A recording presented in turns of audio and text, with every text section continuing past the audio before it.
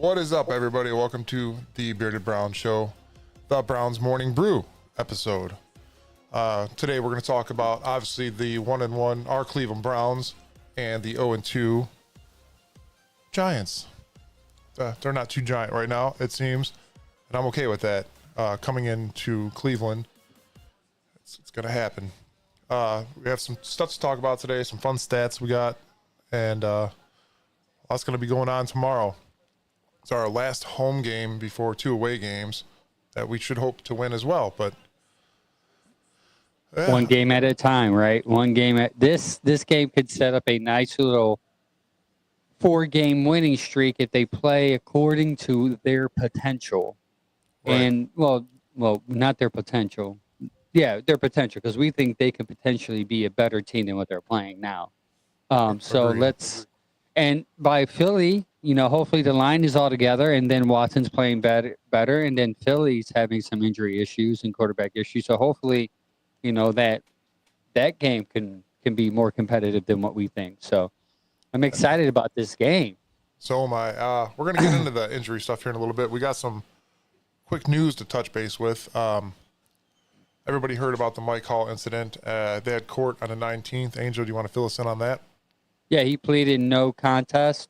And as far as the NFL is concerned, they're just taking their time with what they're going to do with them. So I wouldn't worry too much on whether he's going to play or not. Let him just let the what the Browns always say, let the legal proceedings proceed out, see what happens, and hopefully he can get on the field this year. If not, hopefully he learns from his mistakes, and we could see him on the field next year, hopefully. Would be nice. Let's get into injuries. We have, I believe it's 15 players on the injury list here. To the New York Giants, 7. So as of right now, I'm going to go over the easy ones. Not easy. Obviously, it's hard for us all to deal with these injuries because they just keep them piling up. But Jack Conklin has had full practice Wednesday and Thursday. Friday, he had limited practice, and he's questionable. The people that are out is Dave Njoku, did not practice at all this week. He's out. Pierre Strong did not practice all week. He's out. Jedrick Wills, limited practice all week and is questionable. But we still have people like Myles Garrett with a foot, did not practice Wednesday and Thursday, limited practice on Friday, and I'm pretty sure he's going to play. Charlie Hewlett still had limited practice with a foot injury. DeJuan Jones did not practice Wednesday, limited practice the rest of the week. Jerry Jeudy, his knee injury, full practice all week, so he should be all right, good to go. JOK, full practice, should be good. Zadarius Smith, limited practice all throughout the week through a back injury, should be good to go. Pierre Strong's obviously out, did not practice. Delvin Tomlinson, it's a non-injury related, but he did not practice, and he had full practice on Friday. Jamari Thrash, limited practice on Thursday, full practice on Friday. He had an illness. And Denzel Ward, shoulder, toe, limited practice all week. Should be good. Alex Wright, limited practice all week, but should be good to play. That's a lot. It is, and it's we're used to it, I guess. So yeah. I mean, going back to next year, it seems like that's a typical standard here in Cleveland, having a long injury list. Just a couple. I'm worried about Myles' feet. Hopefully, he can stay healthy all year. According to him, it's probably due to some surgery he had when he was a kid. But what's encouraging is with Myles is that he's playing well through the pain. He's getting triple team, he's getting held, and he's still getting sacked. So that's encouraging. Denzel Ward was on a pitch count last week. I heard that it was third down that he mainly played to help limited tackling. And we're going to need him to maybe play this year. We'll get into that later this game, as to why we hope that he plays. But yeah, that's a long list, man. And Njoku, that confuses me because this would be his third week, right? Second week. Okay, well, second week because Dallas was week 1.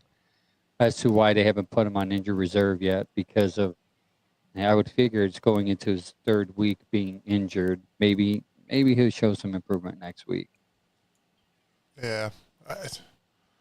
week by week, man. We did it last year. We're going to do it again this year, it seems. Week 3 in, and to have 16, 15, 16 people on your injury list is not a good thing. We all know that, but we're going to move along to some legends here. Phil Dawson and Jim Donovan are getting inducted to the Browns Legend Club, and I believe this is all going to happen tomorrow. And Phil Dawson is getting I don't know why I said it like that, but yeah, Phil Dawson is getting his Ring of Honor tomorrow as well. So it's honoring two great legends of Cleveland. One, the voice of the Cleveland Browns, you guys all know that, and then the other one that was the field goal kicker that made a lot of things happen. Yeah. And the Angels got some stats. Yeah, he well, did you see that video going around on the Browns page of Phil Dawson calling Jim to let him know he's being inducted to the Legends Club? Yes. Dude, I was like, Goosebumps. I'm not crying. I'm not going to cry. I'm not going to cry. I'm not going to cry. But yeah, that was very touching. But Phil Dawson, for those that don't know who Phil Dawson is, you're not a Browns fan. Because we call it the dark ages, where most of our games we won was because of him anyway. So his stats are just incredible.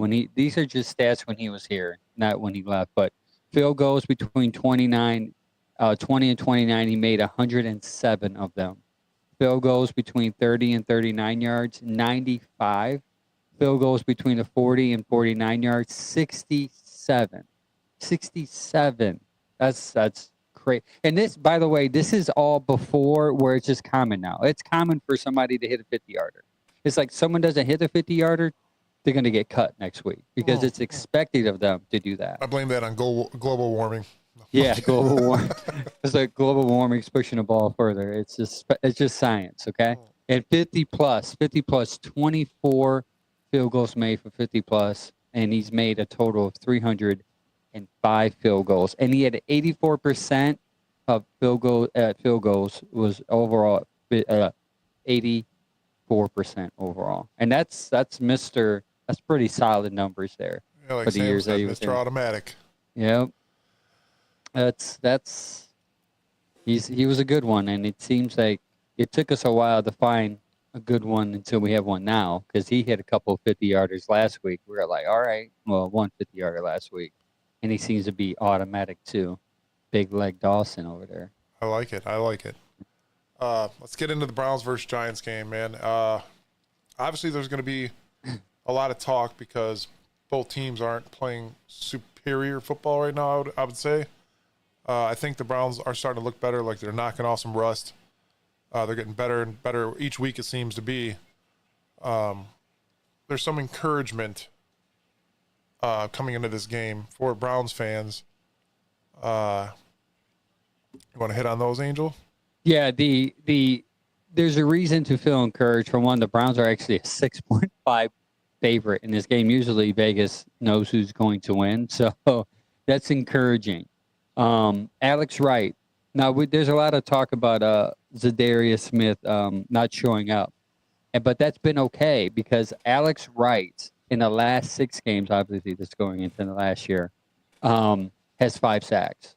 And that's huge because you want somebody while Miles is he's injured too, while he's playing, or taking rest, to impact the quarterback. And Alex Wright seems to be stepping up. He has 5 sacks in the last 6 games. The Giants' defensive secondary is not good at all.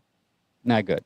So this could be a game where Watson can get more of his confidence back from last week. It seemed like in the first half he was confident. He kind of fell behind a little bit in the second half, but maybe that Watson to Cooper connection could develop a little more here. Maybe Coop can hold on to the ball, which he openly admitted that, he's been struggling, which is a good thing. He acknowledged it.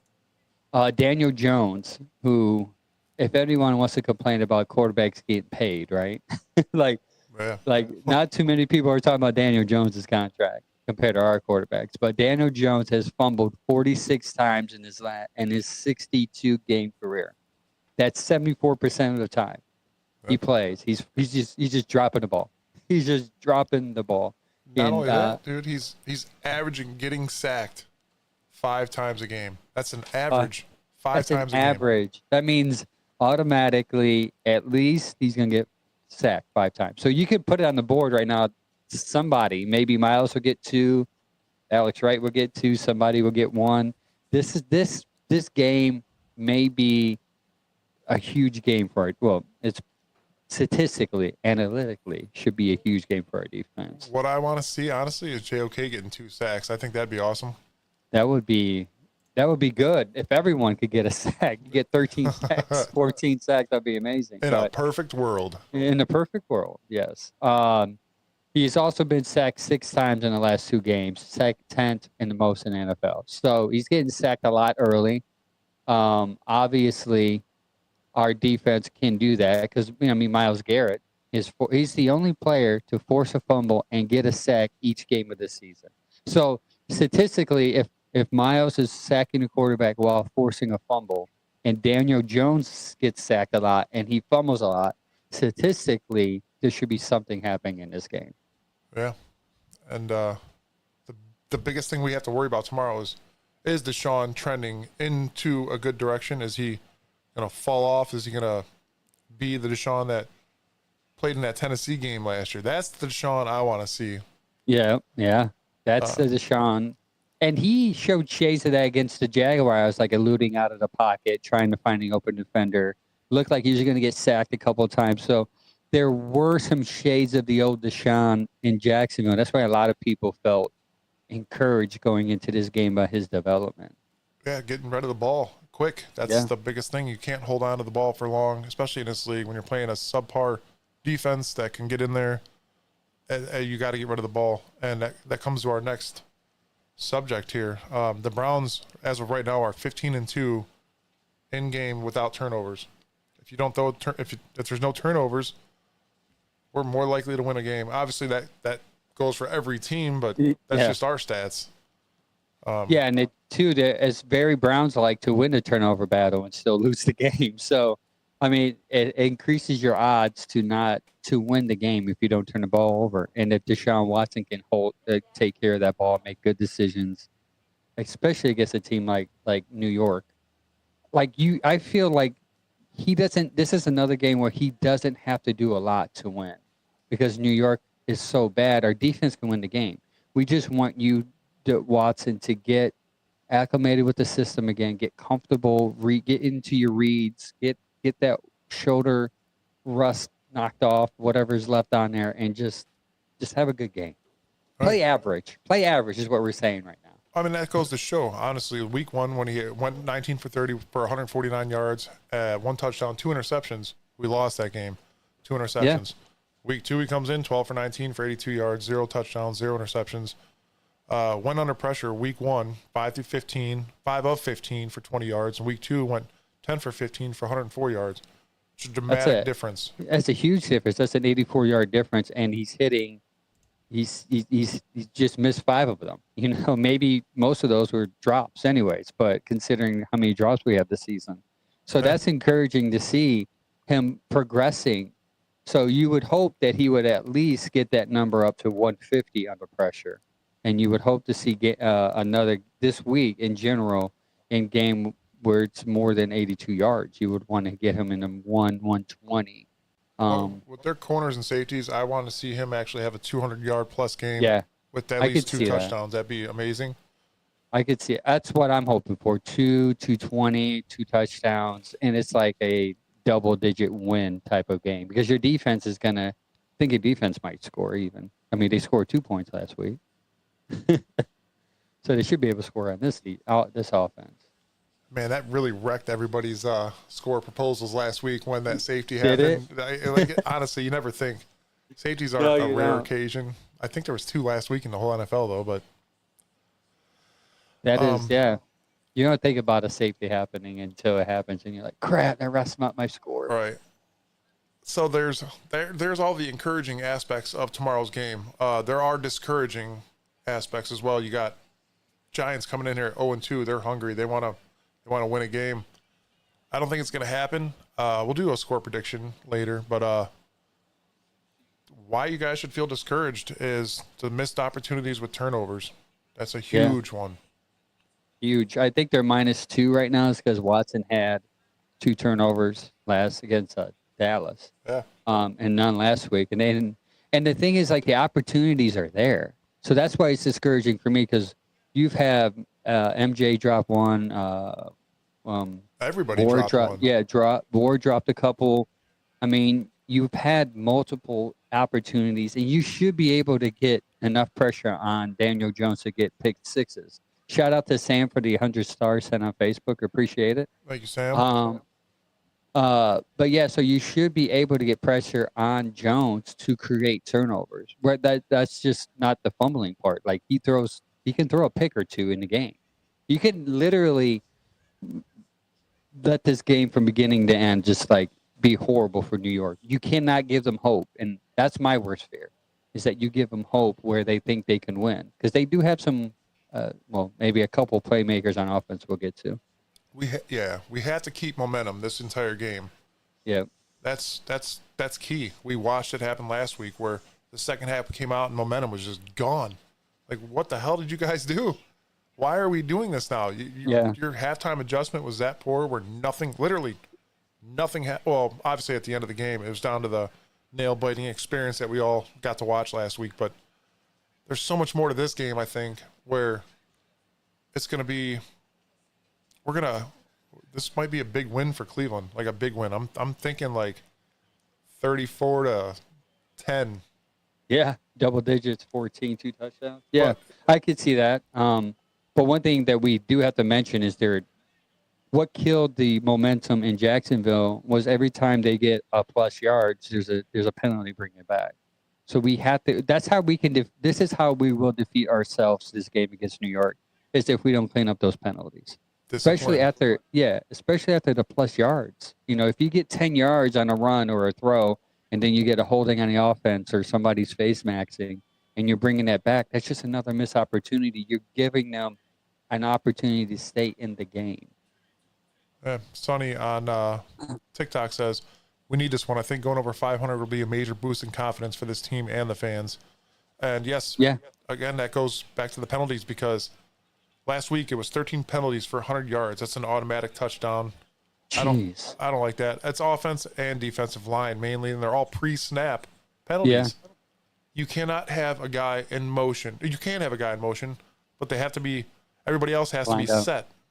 Everybody. You could have one guy. Isn't that a new rule change? I don't know, but it's been called on us several times. Every day, every game, and it's getting kind of annoying because last year we talked about it in previous shows where Jim Schwartz had everybody disciplined and everybody was set, and that was just defense. Offense, man, it's the pre-snap penalties are insane. I mean, you have to line up a certain way now. When someone's in motion, you have to line up on the line as opposed to behind the line like they used to. So that could be throwing them off because they're not used to it. But they have to clean that up. They have to. Yes.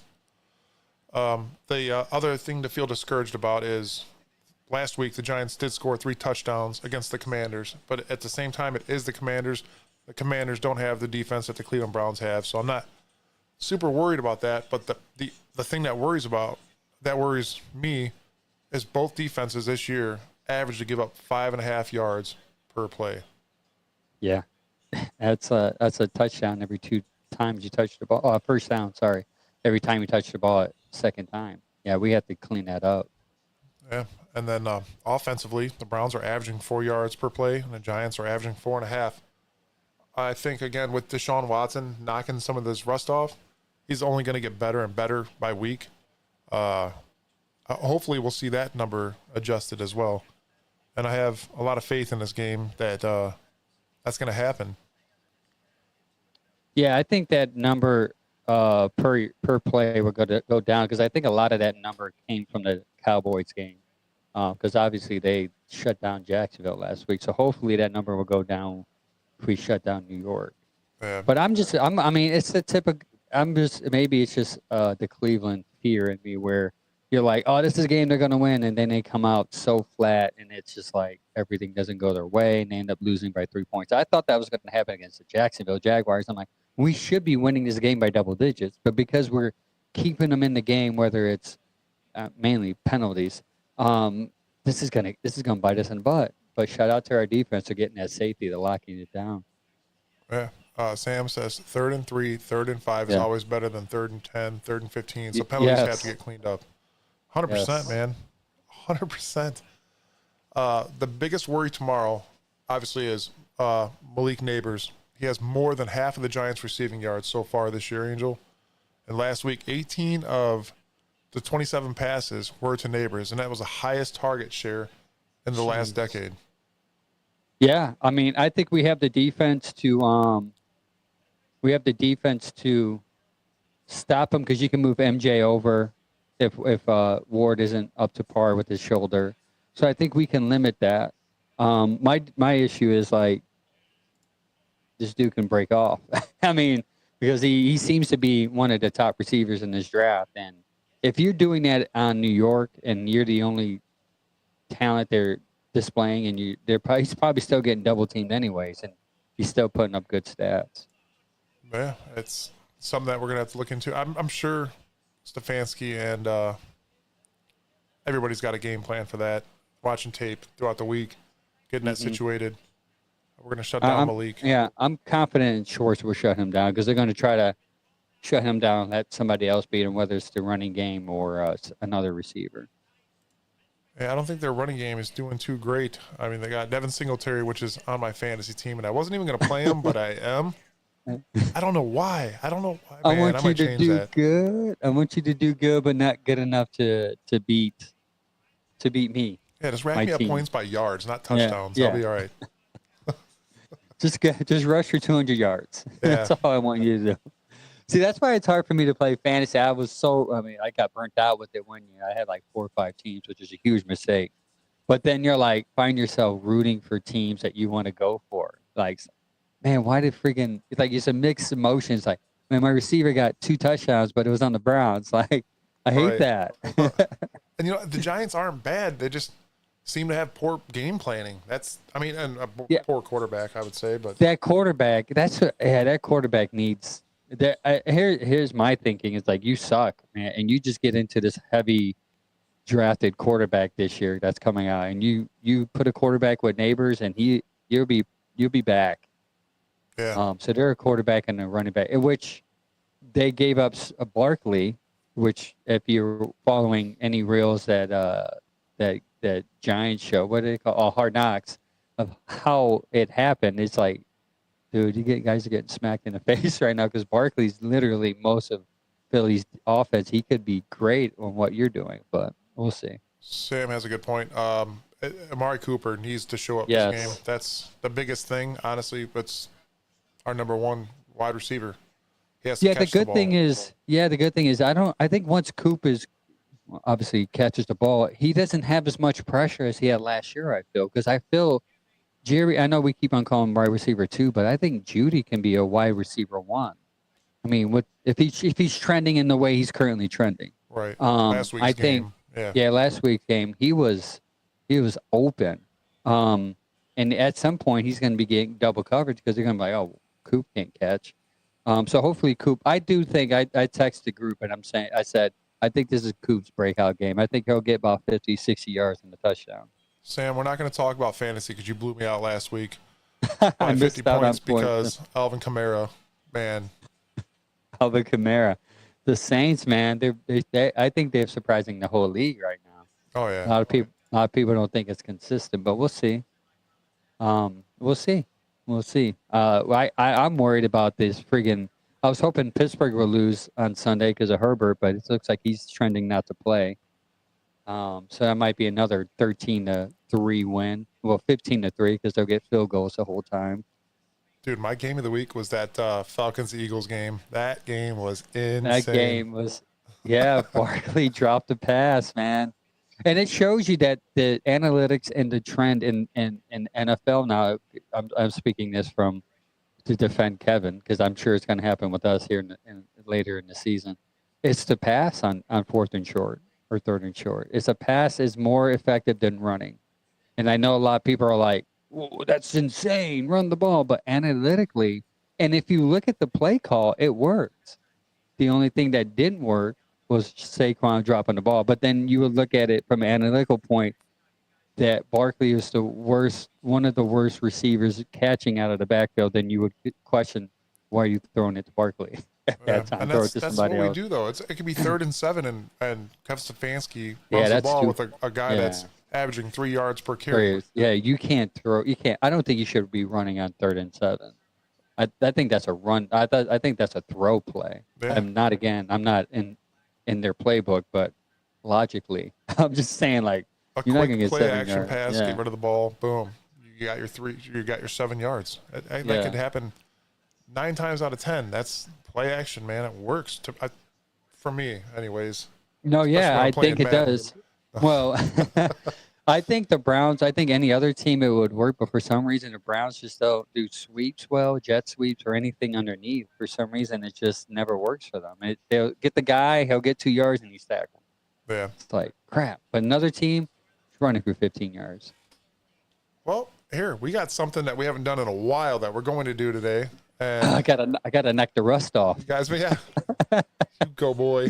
We are going to bring back the stats with an angel thing, and Yes. it's fun.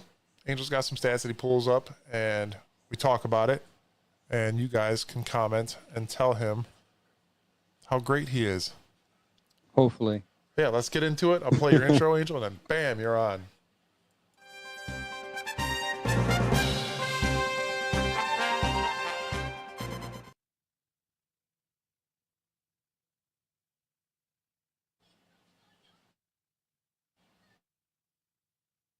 You're good. All right.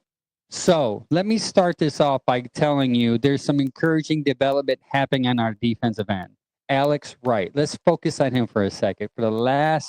Since week 15 of last year, he has 11 pressures, 5 sacks, which leads the team, by the way, 6 tackle for losses, 2 forced fumbles, and 17 combined tackles, along with the safety last week. There's a development happening here with Alex Wright, which is going to prove pivotal that allows some attention to get off Myles Garrett, which maybe he won't get held as much, and shows that our defense could get better pass rush. So look for Darius Smith not to play as much as Alex Wright coming up here in a couple weeks. But let's get into in-game facts. Browns versus the Giants. Okay, the Browns have a 12-5 record against the Giants while playing in Cleveland. That is great odds of us winning this statistically, correct? But the Giants have won the last 5 of 7 meetings. So you can't go into this game thinking the Browns got it because anything can happen. Okay, so the Browns have scored an average of 18.5 points per game against the Giants since 2000. 18.5 points. I think that would be enough to win the game today. The largest win the Browns have ever had over the Giants was in 1968. I wasn't even born yet, nor was Mike. That score was 35-10.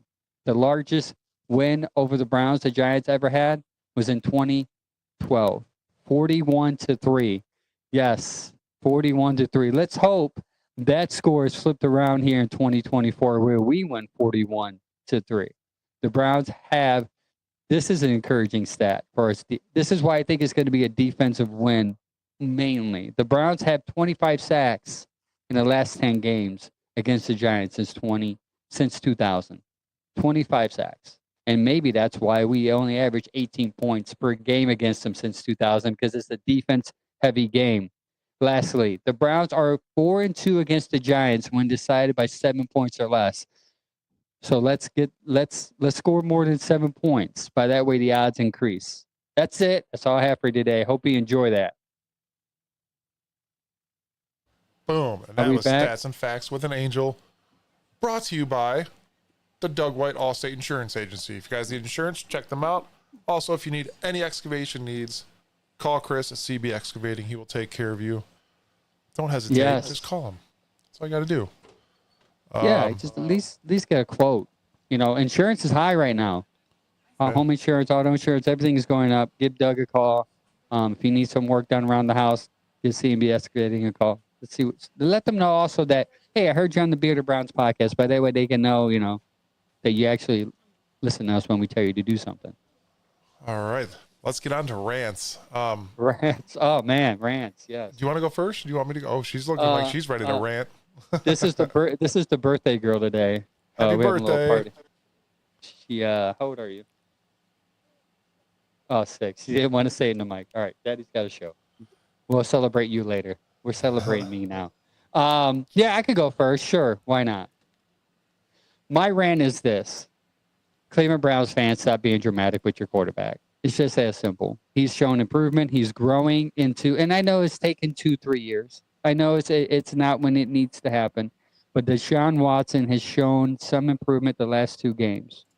The last 2 games are encouraging. He's getting the ball out quicker. He's seeing the open receiver. So let's stop posting on social media, just being negative. Also, I understand this next game, if we win by double digits, what you're going to say is this. Well, it's just the Giants.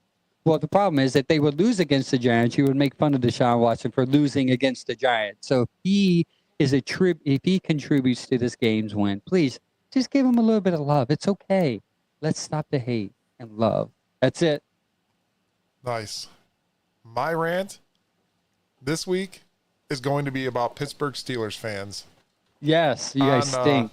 On social media, where we talk about something. We talked about sacks this week.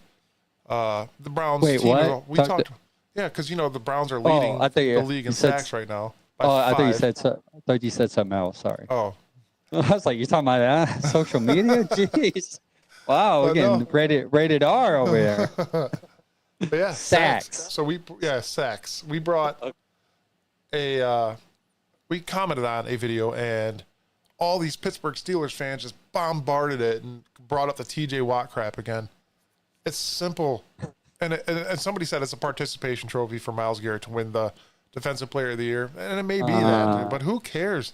Who really cares? Oh, obviously Pittsburgh fans, because they still talk about it. They're still talking about it. They actually resorted to name calling as well, which is great because, they're sitting there mad while we still have Myles Garrett, the Defensive Player of the Year. And again, it is not the Sack Leader of the Year award. There's so much more that goes into it than just, I have 2 more sacks than this guy. Why didn't I win this? I'm not degrading TJ Watt by any means, because the dude is a great player. But, dude, Pittsburgh fans, get over it. You guys may be 2-0 right now as well, but that is not going to happen. It won't. It's not going to.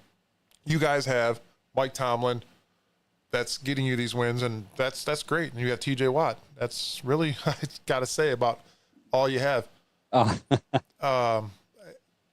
You're not going to be a division leader for probably the next decade, or if not more. It's not going to happen. So stay humble while you can, and we'll see you guys twice this year. And we'll beat you twice. Again. Hopefully. My take on the Pittsburgh fan is like, they don't want to suck enough to get a quarterback. If they just suck this year, they can get in the top 10 and get a quarterback. But Tomlin's which is a good thing, Tomlin's too prideful to lose. And I think there'll be an 8-9 win team, and you'll be like still in the middle of the pack where they can't get a quarterback unless they trade up. I mean, that's my biggest thing, dude. The hate is mutual. We obviously hate Pittsburgh fans. Pittsburgh hates us, and that's very mutual. But get over the Defensive Player of the Year thing already. Come on, man. It's like, if it doesn't mean anything, why are you still arguing about it? Right? If it means nothing, then why are you bringing it up? Like, we don't even. Matter of fact, we forgot that Myles Garrett won the defense. The reason why we are remembering it is because you're bringing it up.